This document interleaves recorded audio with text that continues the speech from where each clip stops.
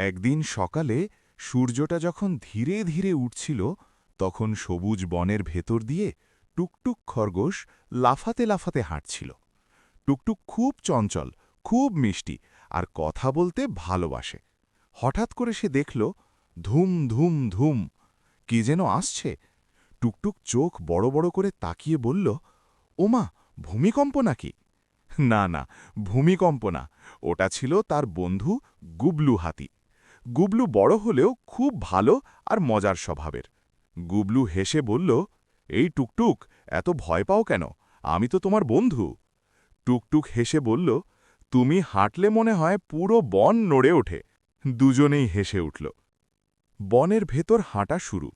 গুবলু বলল, চলো টুকটুক, আজ আমরা বনের ভেতর ঘুরে আসি। টুকটুক লাফিয়ে বলল, ইয়াহু, আমি আগে আগে যাব। টুকটুক দৌড়ায়, আবার থামে, আবার গুবলুর দিকে তাকায়। গুবলু ধীরে ধীরে হাঁটে আর বলে, আহা, ছোট হলে কি হয়, শক্তি আর বুদ্ধি দুটোই আছে। পথে তারা দেখল রঙিন পাখি উড়ছে। টুকটুক বলল, ওই দেখো, পাখিটা আমার মতোই লাফাচ্ছে। গুবলু হেসে বলল, না না, ও লাফাচ্ছে না, ও উড়ছে। হাঁটতে হাঁটতে তারা একটা আপেল গাছ দেখল। গাছে অনেক লাল লাল আপেল। টুকটুক বলল, গুবলু, তুমি একটা আপেল নামিয়ে দাও না। গুবলু সুর বাড়িয়ে একটা আপেল নামালো, কিন্তু আপেলটা পড়তেই ধপাস। টুকটুক লাফ দিয়ে বলল, ও হো, আপেলটা আমার থেকেও ভারী। দুজনেই ভাগ করে আপেল খেল। খেতে খেতে গুবলু বলল, বন্ধু থাকলে সব কিছুই মজার হয়। টুকটুক মাথা নেড়ে বলল, হ্যাঁ, একা একা খেলতে মজা নেই।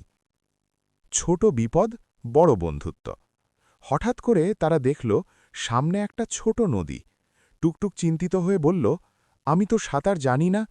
গুবলু বলল, ভয় নেই, আমি আছি। গুবলু তার সুর দিয়ে টুকটুককে ধরে আস্তে করে নদী পার করিয়ে দিল। টুকটুক খুশিতে চিৎকার করে বলল, ইয়ে, তুমি আমার সুপার হিরো। গুবলু লজ্জা পেয়ে বলল, না রে, আমরা দুজনেই সুপার ফ্রেন্ড। বিকেল হয়ে এলো। সূর্যটা ধীরে ধীরে লুকোতে শুরু করল।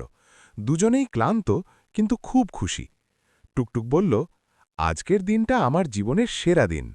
গুবলু বলল, কারণ আমরা একসাথে ছিলাম। দুজনেই হেসে হেসে বাড়ির পথে হাঁটতে লাগল।